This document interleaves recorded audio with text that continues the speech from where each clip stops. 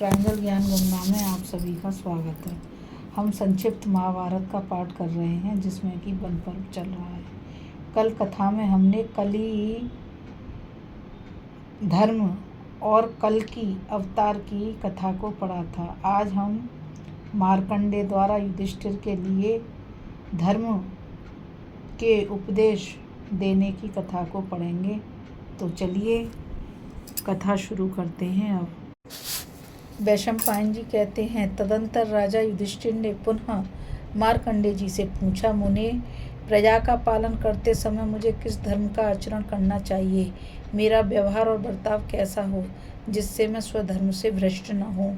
मार्कंडेय जी बोले, राजन, तुम सब प्राणियों पर दया करो, सबका हित साधन करने में लगे रहो, किसी के गुणों में दोष न देखो, सदा सत्य भाषण करो, सबके प्रति विनीत और कोमल बने रहो, इंद्रियों को वश में रखो, प्रजा की रक्षा में सदा तत्पर रहो, धर्म का आचरण और अधर्म का त्याग करो, देवताओं और पितरों की पूजा करो।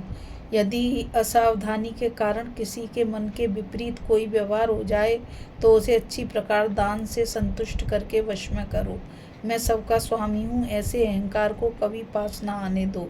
तुम अपने को सदा पराधीन समझते रहो।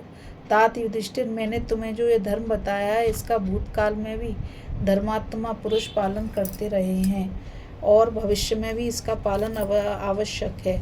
तुम्हें तो सब मालूम ही है, क्योंकि इस पृथ्वी पर भूत या भविष्य ऐसा कुछ भी नहीं है जो तुम्हें ज्ञात न हो।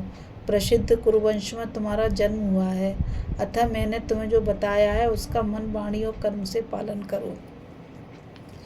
युधिष्ठिर ने कहा, द्विजवर, आपने जो उपदेश दिया है वे मेरे कानों को मधुर और मन को बहुत ही प्रिय लगा है।